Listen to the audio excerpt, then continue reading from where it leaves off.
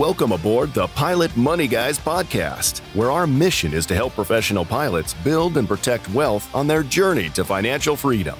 This podcast is brought to you by Leading Edge Financial Planning. Hello, Andy, and welcome to the Pilot Money Guys. It's good to have you back on the show. Appreciate your time today. Yeah, good to be here. Yeah, good awesome. to be here. You're back by popular demand, and so I just want you to know that. It can't be true. It can't be true. Is the paparazzi, at your horse stuff when you walk out and stuff? I do. Yeah, okay. I have to wear the hoodie and the black hat. And that's a tough problem. I'll never forget. I was flying out of California. What's the Burbank to Vegas? See, that was where we got all of the good movie stars, right? And I'll never forget. Pauly Shore was on the airplane.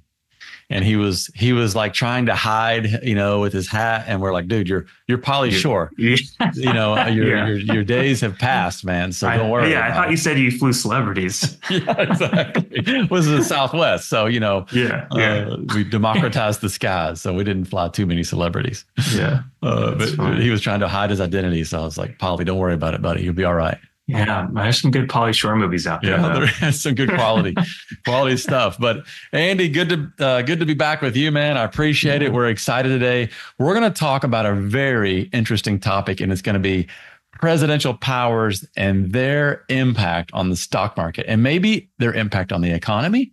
Yeah. Maybe their impact overall. What is it? You and I talked about this. Like, let's go back to, political science 101. And just kind of talk about things, because there's a lot of fear out there. There's a lot of uncertainty. Election season is upon us, man, and it'll get nastier. It's already pretty nasty. And so that's just, we understand that. Nothing wrong with being passionate about politics, right? Sure.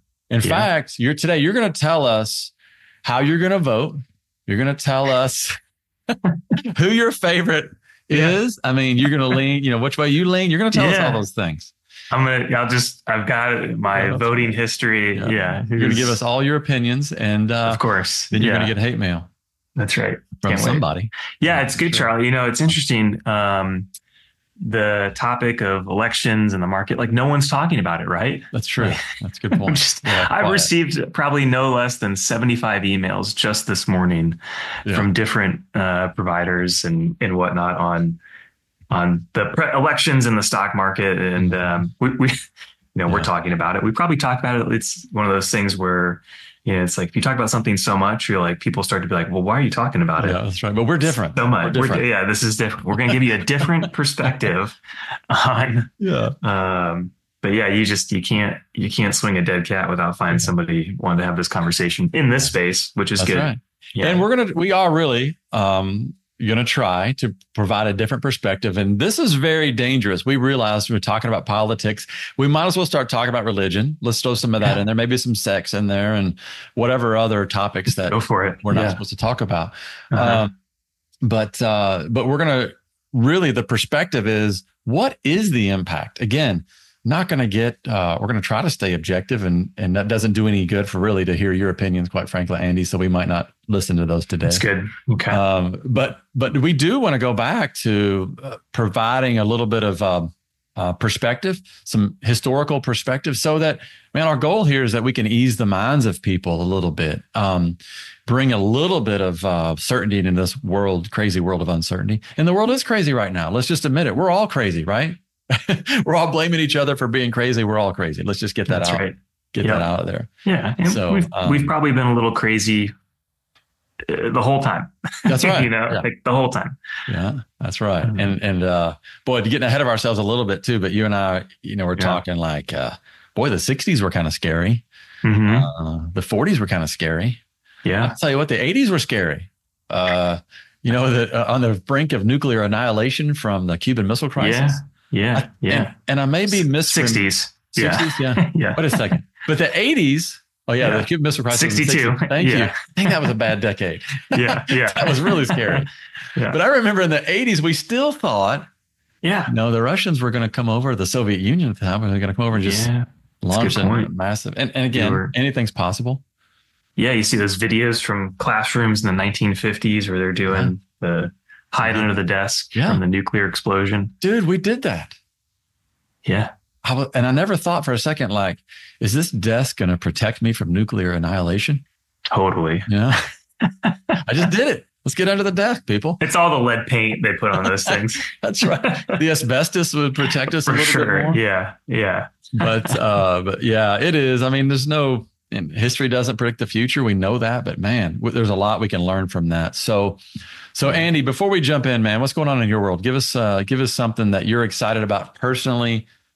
What do you do? This is totally off, surprising you, but I want to know what's going on in your world. What are you excited about? Personally? Yeah. Wow. Get personal. Man, get personal. Well, we got our little guy, 3-year-old. He just started preschool. And that's little Jameson starting preschool. So he gets 2 days a week, 4 hours per session. Mom's freaking out. But we'll get through it. We'll get through it. Yeah. Yeah. 3-year-old is a fun age. Yes. Right? Yeah. They say a lot of funny things. Most of it's out of context. But that makes it even better. That's true. Yeah. What about you? What do you got going on? Oh man. I think it's the same where our life is crazy. We've fostered and adopted. I think a lot of people know that. So we are currently taking care of a little 3-year-old as well. So you and I get to share stories. That's right. He is hilarious. Just like your little guy. They are really funny at that age. And we talk about doing things out of context. This little dude has learned to use the thumbs up, maybe even a double thumbs up. Yeah. In context. You're like, dude, how's your little Happy Meal, man? And he gives you the double thumbs up. Like, how did he learn that? That's impressive. Excellent. So it makes it kind of interesting, kind of fun, but they're little rascals at that age too. They really just don't listen to you pretty much at all. They do not. So absolutely not. Yeah. Yep. So that makes it interesting. But anyway, what would life be like without some, that's right, some good adventure there with that? No doubt. All right. No doubt. Well, good deal. Thanks for sharing that a little bit. Let's jump in and kind of, we want to lay this out, the flow, just talk about a little bit of historical perspective. Yeah. About, oh man, I see that you did some serious research. You got like the Federalist Papers you're going to go through. And I'm just going to read the whole thing. and then we're going to talk about how do stock markets perform under different administrations. We got the data. We know. We'll go over that and talk about, is it meaningful? Is it useful? And then we'll talk about what do we do with this information? Because that's the most important thing. There's some things we can control, some things we cannot control. Yeah. And I think knowing the differences is important. So at the risk of just blabbing on, I'm going to turn it over to you, Andy, to talk about a little bit of his history and perspective. Yeah. I think the way to lay this out, maybe as we were thinking about it, I was thinking about it was, when we think about stock market and the presidents, how do they perform? And everyone shows the charts, market goes up. And I think for you and I, we wanted to share like, well, why is that? Right? Like what can a president do, or any party in power that can just radically alter the economy in our market, just, at the snap of a finger. And so the point is they really can't, right? And so that goes back to, we're going way back, right? This Federalist 51, this is James Madison back in 1788 Constitutional Convention, when we figured out that the Articles of Confederation were probably not going to work. And we needed something new. And there was this whole debate over how much power should the federal government have? We just came out of this whole King George III problem. And people were a little bit skeptical of this single person, right, of being in power. But James Madison lays it out great. He goes, ambition must be made to counteract ambition, right? And so really what I think he's getting at is if man, or we're talking man because back in those days but man, woman, right? If they were great people, we kind of wouldn't need a government, right? Like if people were just inherently good all the time, we wouldn't really need that. And so they take the opposite view. So if the way I think about it is our government was created with the idea that we're just bad people, and if you start at that, you're like, okay, I can work pretty smart. Yeah. I can work with that. How'd they know? Exactly. Right. And so it's the entire premise of three equal branches, right? The executive, the judiciary, the legislative was all based around the idea that we're just not that good. And people are just inherently power hungry.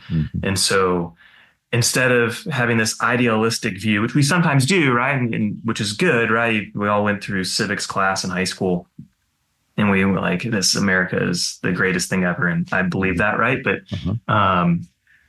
that's not really how our founders thought about it, right? And so, I think maybe like for me, that's just like from the start, that's peace of mind right there. Is we've created a system of government that is really meant to look at that people are going to do things that are in their self-interest.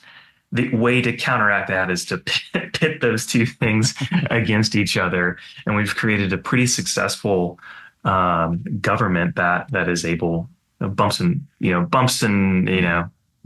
pitfalls here and there, but we've created a pretty successful government all the way from the start, right? In the Federalist Papers, which I think is pretty cool. I think that's pretty cool to think about it that way. It is awesome and amazing in our history of the world how unique that is. And I know there were forms of it prior and whatnot, but it's really pretty special. But it is awful when you see the process. Sometimes, I don't mean awful, I mean it's difficult. The process is not easy and it's ugly, and it's always been that way.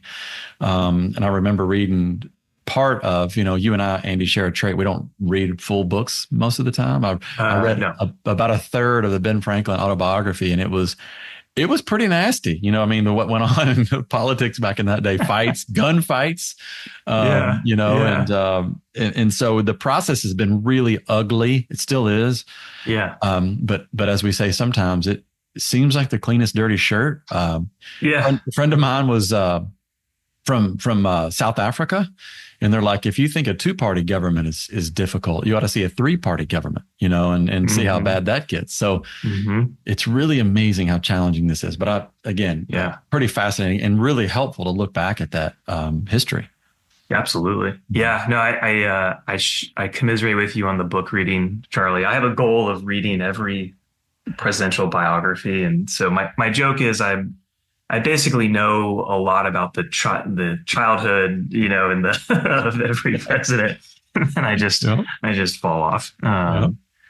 But no, you're exactly right. I think it's just that our government is meant to be resilient in the face of kind of how the human nature, right? It's really based around that. Yeah, absolutely. And so with that being said, I mean, that's the perfect intro to, let's talk about then the stock market performance under different presidents.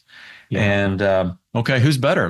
Maybe a drum roll, right? Is a drum roll in order right now, or Republicans are better? No, wait, no, the Democrats are better. Yeah, well, let's see. If we look at it from, we're going to go Herbert Hoover back in the 20s up, who had negative returns in the S&P 500 during their presidential administration. There's three. We got Herbert Hoover. That was kind of a crappy time to be president. You were in the Great Depression. We had Richard Nixon. He was ever so slightly negative. And then George W. Bush. George W. All three Republicans. So I think the obvious takeaway here is that Republicans are worse for our stock market. Don't say it. That's clearly the takeaway. But I'm saying that because I don't obviously think that. And I think that if you look at it that way, you're like, okay, that's three presidents, right? From Hoover through Biden. We've had three instances of negative returns during those presidential administrations.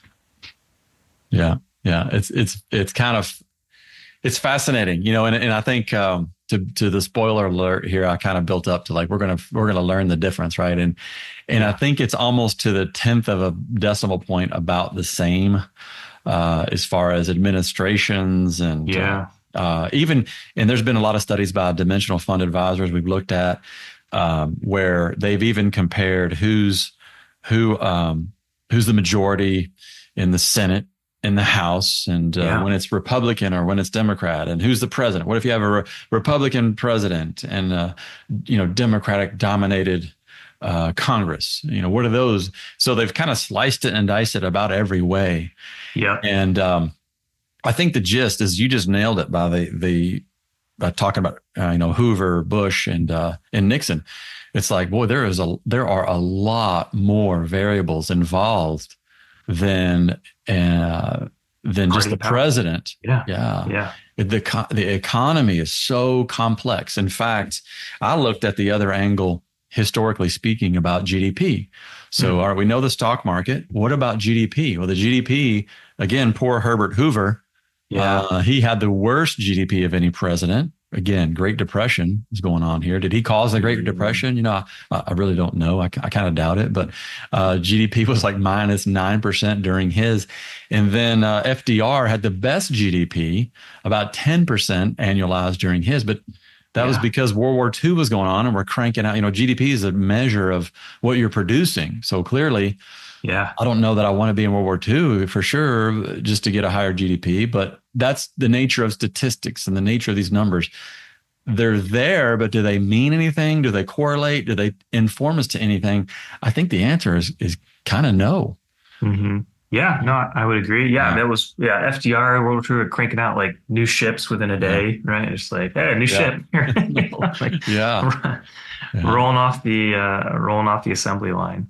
No, I think you're absolutely right, Charlie. It's just, to your point, there's so much that goes into an economy that is outside of the government, that it really doesn't have as big an impact as I think people think, right? And even then, even if the president could do whatever they wanted to do, there's a lot more that goes into actually making that happen, right? So I think that's a perspective, again, that helps me. Yeah. And we're going to get to some very specific examples in a minute that illustrate this that I think are fascinating. But I love right now, I think it's worth addressing this idea of these campaign promises. Because there's one in particular, I'll just throw it out there that there's talk about taxing unrealized gains, and people are really nervous about that. And it's kind of like, boy, that's, first of all, campaign promises, it seems rarely that they come true. I don't want to be naive. Anything's possible. But at the same point, it's a campaign promise, right? And there's, to your point earlier, it's like, boy, there's a lot of hoops to go through to make a campaign promise come through because the president doesn't control taxes. We've got Congress that has a big part in that. So anyway, I thought that just an example of, putting too much weight on these campaign promises can cause unnecessary fear and anxiety. Yeah, I think when you think about a campaign promise, right? It's a candidate really selling their vision of a country, and it's double edged, right? On the one hand, you can't make a promise and then not do it, right? Because then that doesn't or at least try.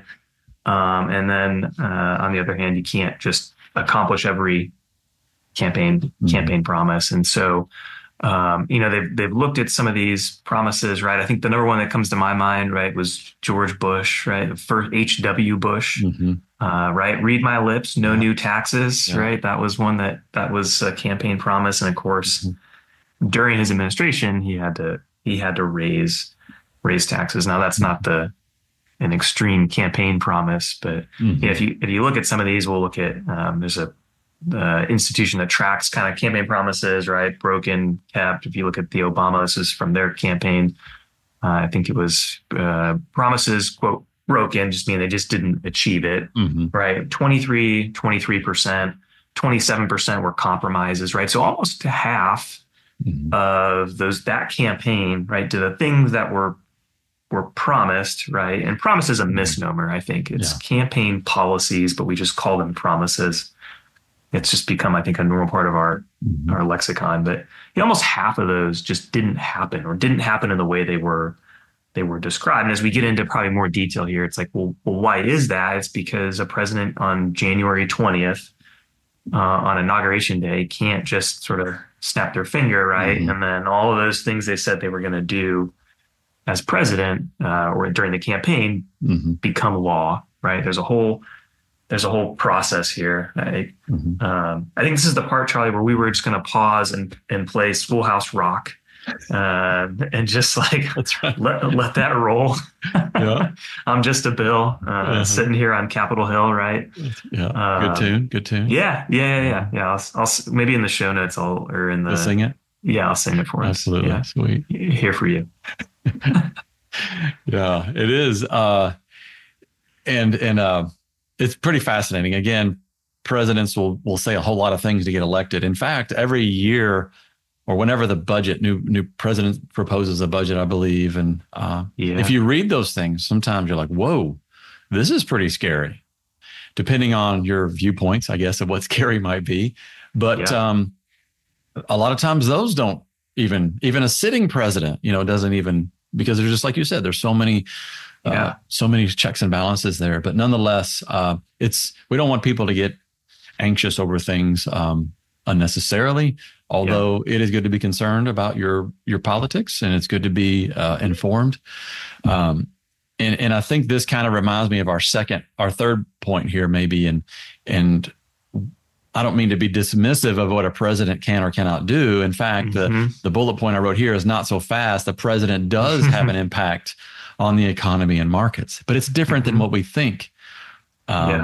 And so I love what you wrote here. It would be naive to also say that the markets, economy are independent of the party or president in power. We're not saying that, but it might be, I don't know, Andy, is it safe to say that we can't anticipate it, we can't control it, and there might be such a delayed impact. Years and years could go by before H.W. Bush's, read my lips, no new taxes, years before that could have an impact. Yeah. And so anyway, but what do you think? No, I think that's right. The way I think about it is, to your point exactly, the market could perform better if under different administration, right? Like if it's market gives a 10% return under one administration, then theoretically, maybe if the other party were in power, it's 15%. I'm throwing out some broad, big numbers, but I can't invest in that market, right? I can't invest in a hypothetical stock market that doesn't exist. And so I think, to your point, is there are certain probably business friendly policies, stock market economy friendly policies that a different party may enact. But if they're not in power, then it doesn't matter, right? Like it doesn't, from a stock market perspective, and it's not a zero sum game. Right. And we've shown that. We looked at every president, right, and saw what the stock market did. So it doesn't mean that if the other party gets in, it means negative returns or crash, right? It just means maybe lower returns. We don't even know that. Yeah. So if your options are to be in cash, right, versus invested, because maybe the party or the president is in power that you don't agree with, I feel pretty strongly that you have a lower expected return in your portfolio. And now, of course, market volatility is going to happen regardless. That's what George Bush he got crushed between the second Bush, right? He had the dot-com bubble at the start, right, September 11th, and then got crushed on the global financial crisis. And in the middle with Katrina. And then clearly his fault. Correct. Yeah. I meant the Katrina, the hurricane. Right. But no, that's a great point. And I think he's a good example. In fact, I got to hear George W. speak at one of the Schwab Impact. So cool. It was kind of neat. It was really cool, actually, to hear him talk about Russia and, just here's this person that's been president talking to you like you're his buddy. I mean, I wasn't the only one there, not, just saying that there were other people there, but it was fun. But anyway, he's a great example. And in fact, in podcast 43, flight number 43, we had Dimensional Fund Advisor Apollo Lupescu on there. He's a PhD in economic kind of guy, really intelligent. But he said George W. Bush was a great example of this delinking, if you will, of the president and the stock market, because George W. Bush clearly was business friendly, tax friendly. And yet he's one of the three presidents that had a negative a stock market. So, it's just, man. And you wrote, and I just, on our show notes, like the economy is way bigger than any one president. It's way bigger. It's way more complex, so. Yeah, I think the U.S. expenditures. I think it was 36% of GDP, right? And that's not to say that the U.S. government is 36% of our economy. It's just if you think about our gross domestic product, all the things we make, about a third of it is represented from just government spending, right? And so that kind of leads to that illustration of our economy, right, is far larger than just the government. We don't have a system of government where it controls everything or state owned, right? It's private capitalism, and so that's there's so many other factors at play here from an economic perspective. Yeah, well, there's just so many examples. I want to get into a couple of them, Andy. I think it's cool because we've kind of already alluded to, you mentioned George H.W. Bush, that basically was a one-term president because some say because of that broken promise of no new taxes. Yeah. But if you go back a little more, like Reagan, that it was a huge deficit spending, right? He was a big deficit spender. However, there was a Cold War going on. Again, you just look back at history. I'm not judging. I'm not qualified to say right or wrong or whatever. But it was interesting. Deficit spending for both of his terms. The Cold War ended. George H.W. Bush got elected, raised taxes, was booted out of office. And then the interesting thing happened where we get to the roaring 90s and President Bill Clinton.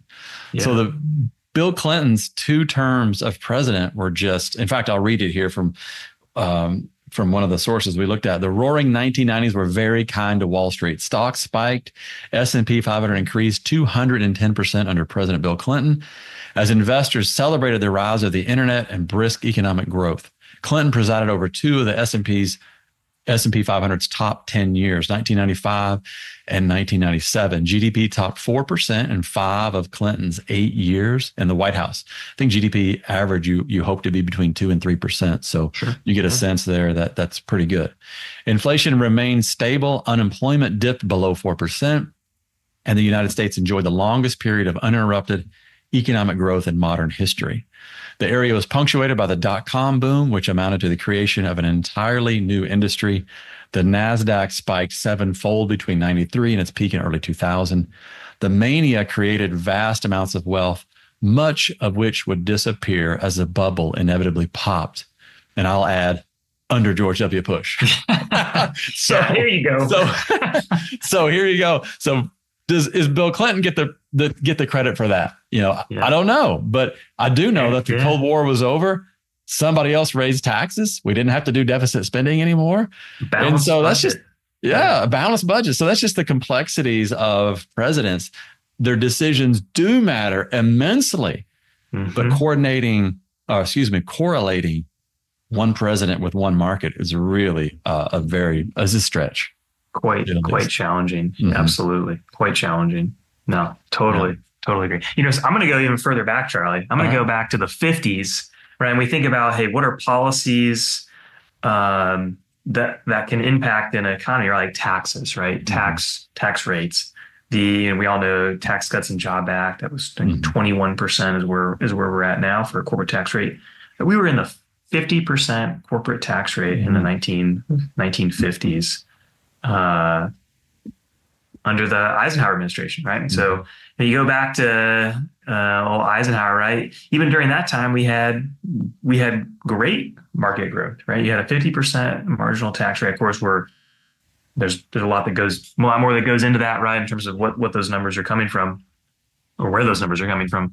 But we had great returns during that time period, and so again, that's where it's not just one policy that's going to totally impact the market and the economy. Again, 50%. We had 90% personal income tax rates, highest marginal income tax rates at some point in our history. So we've had pretty high tax rates, and yet, despite that, the economy and the stock market has continued to grow.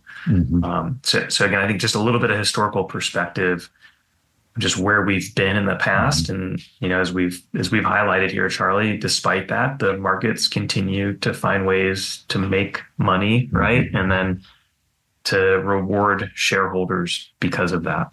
Yeah, absolutely. And I think it is part of this deal. If you're a business and you know the rules and the infrastructure, the political infrastructure, or the rules, or the tax rules, or the corporate tax rates, you know that environment, whether you like it or not.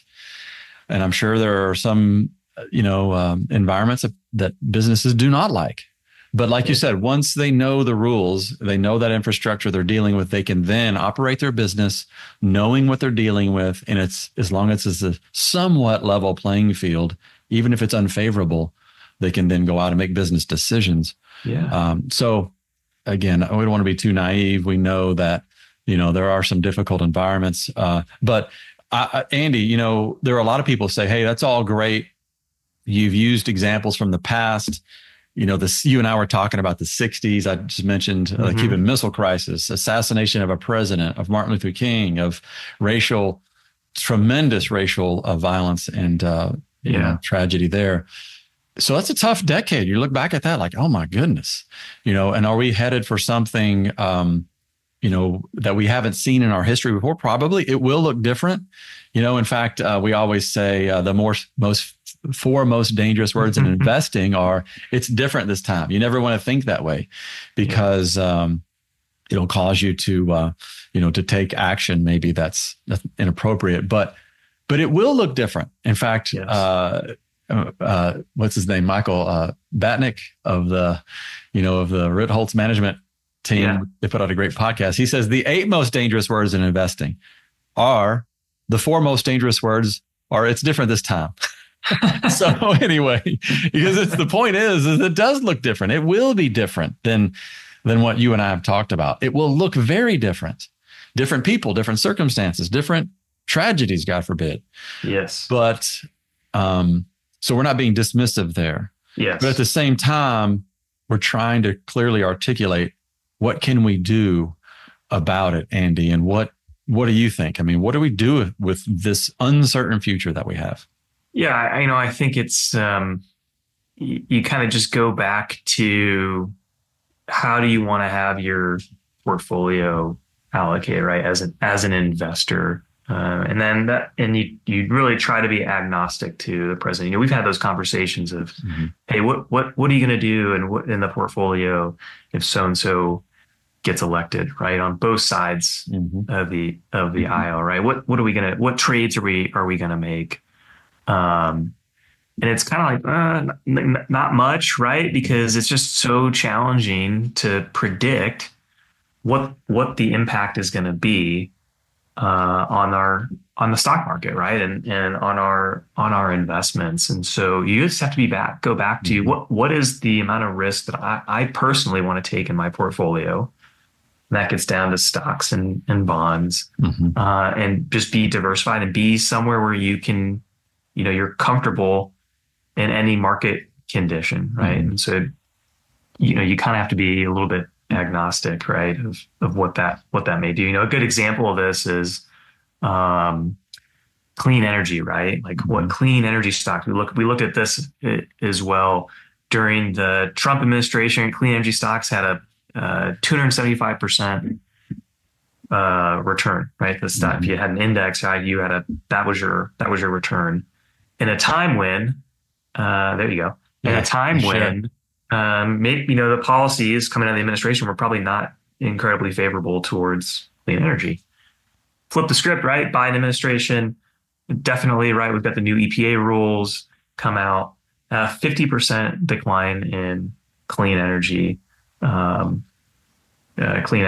index or stocks, right? Yeah. And so that's counterintuitive, right? And again, I know that you were like, "Hey, don't use history." I mean, I know I'm using history to prove a point here, but that is a little bit of a counterintuitive outcome, I think, from what most people would expect. I don't know. What do you think, Charlie? Yeah, and for our check it out on YouTube. We've got the graph showing here from JP Morgan Asset Management. Really interesting. And it is drastic. It is not just a subtle change. It is a drastic change under Trump. S&P Global Clean Energy up 275%.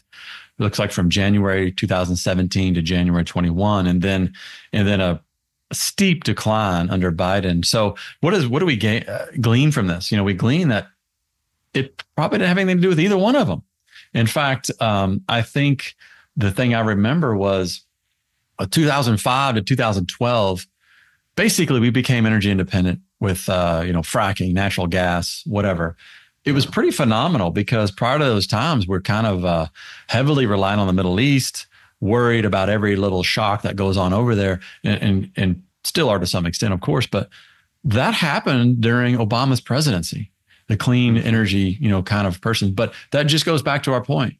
What happens in the economy oftentimes is a lot bigger than who's in the office, and so that's something that makes it impossible to predict. Like, because Trump is president, we should not invest in clean energy. Well, it turned out that would have been a big mistake. Yeah. But Andy, I love what you said too earlier. Like, hey, what's your alternative? A president that you don't like gets elected. What's your alternative? To sit in cash or to go? You're going to go against every data point that we have out there as far as how markets perform. And so, boy, that I agree with you. If I were to be in the predicting business, that would be a costly mistake to make a portfolio change based off a president that you don't agree with or don't like. And so that's what we hope people kind of get out of this podcast, maybe. Totally. Yeah, absolutely. It's just too challenging to predict the markets in general. And then it's far more challenging to predict the markets based on one factor that really has again, albeit not a zero impact, but a not as high an impact as we may think. Yeah. We may think it does. Yeah. Absolutely. Andy, we got a couple of minutes left, but I want to share again, YouTube audience, if you will, check out this slide again from JP Morgan Asset Management. The title of the slide is, in either election outcome, deficits will widen, and that scares a lot of people. It is something to be concerned about, and the challenges that creates for an economy. Mm-hmm. So now let's talk about, as we wind up here, what do we do about this? I heard a great economist, in fact, it was JP Morgan asset management economist. I forget his name on the top of my head, but he talked about all these difficult challenges that our economy will face regardless of the president. So what do we do? What do we do as investors, as people that need to retire at some point, want to retire at some point? We need to anticipate and address these risks, right? Higher deficits probably mean higher taxes at some point in the future. We know that the sunset provisions are already most likely going to sunset, and taxes will probably go up in 2026. We just did a podcast on that, and me and the professor anyway. So, anticipate higher taxes. Anticipate recessions are a natural part of the economy. They'll happen again. We've already been through a big bout of higher inflation. That was not easy to deal with. And then, you got some personal things to think about. Disability for our airline pilots is a big deal. These are personal risks that we need to address. Job loss for some, if the airlines, whatever, or what particular that might be. Premature death. So there's all these risks out there. Boy, I'm painting a bleak picture now, right? But But we need to address those things. Those are way to end on a high note. And determine what we can control. And then we can go about our lives and our business going, we've done everything we can do within our power to control the things we can control. Let's go to the lake, get on your boat, have a good time, whatever it might be. Yep. What do you think, Andy? I love it. Yeah. I think it's spot on, Charlie. Is you've got to build a financial plan, and you've got to build a portfolio that is resilient for all market conditions. And that's agnostic to the party in power, quite frankly. And to your point of, taxes may go up. What can we do? Well, and I'd love to have a lot more in a Roth IRA if I know taxes are going to go up in the future, right? And so you're kind of looking at like what are the things that I can control today and what are the incremental changes, right? Roth conversions, right? For those who are kind of in those retirement to pre-RMD years, really taking advantage of those tax rates. Of course, that's not to say tax rates will definitely go up. We don't know, right? Yeah, And so that if you really want to get wonky, right, we can talk through the House Ways and Means and you know, and that process, right, which just goes to the fact that the president can't just say raise taxes or I declare taxes, right? It's got to work its way through Congress, right? And the Constitution was explicit about who has the right to where that process starts in the House of Representatives. So that again, that's not to say that taxes will go up. You know, the Wall Street Journal ran a article last week. It was titled "The Year Politicians Turned Their Backs on Economics," right? And really, I looked at all the policy proposals on both sides and both candidates. It's, you know, neither of these in that slide just showed are really deficit reducing policies. And that gets back to what we talked about at the very beginning. These are campaign promises. The rubber's going to meet the road, and we're going to have to make some decisions.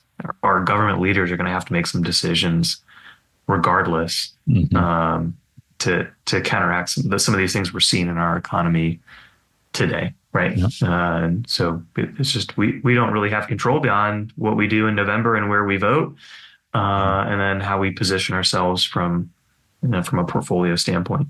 Yeah, that's nice. I'll end on a note of encouragement. Yeah, it's like I went dark there for a minute. You know, I'm coming back, but I want to encourage everybody to be informed voters. Get out and vote. Be passionate about your politics, but be kind and control the things that you can control. In fact, what I fear is that our political environment, the divisiveness becomes a distraction. In other words, I'm distracted about politics. I'm distracted about who's in office, and I let my personal balance sheet, not be optimal. Let's just put it that way. Right. So I think those are the things. Let's just remain focused on what we can control, be an enthusiastic voter, responsible with, where your information is coming from. And I think that's about all we can do here, Andy. Yeah, I love it. All right, man. Thanks so much. We appreciate it. And thanks for listening. Share. We love it when you share the podcast. Please rate and review as well. That really helps us to get out to more of our target audience, our airline pilots, professional pilots, not just airline pilots, Andy, but professional pilots that could benefit. So we appreciate that. See you next time. Thank you for listening to the Pilot Money Guys podcast. Please subscribe, rate, and review on iTunes or wherever you listen. We are grateful for your reviews because they encourage others to listen in.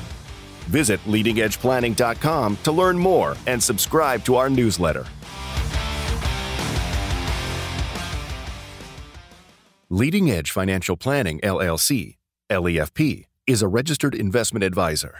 Advisory services are only offered to clients or prospective clients where LEFP and its representatives are properly licensed or exempt from licensure. For additional information, please visit our website at www.leadingedgeplanning.com. The information provided is for educational and informational purposes only and does not constitute investment advice, and it should not be relied on as such. It should not be considered a solicitation to buy or an offer to sell a security. It does not take into account any investor's particular investment objectives, strategies, tax status, or investment horizon. You should consult your attorney or tax advisor. The views expressed in this commentary are subject to change based on market and other conditions. These documents may contain certain statements that may be deemed forward-looking statements. Please note that any such statements are not guarantees of any future performance, and actual results or developments may differ materially from those projected. Any projections, market outlooks, or estimates are based upon certain assumptions and should not be construed as indicative of actual events that will occur. All information has been obtained from sources believed to be reliable, but its accuracy is not guaranteed. There is no representation or warranty as to the current accuracy, reliability, or completeness of, nor liability for, decisions based on such information, and it should not be relied on as such.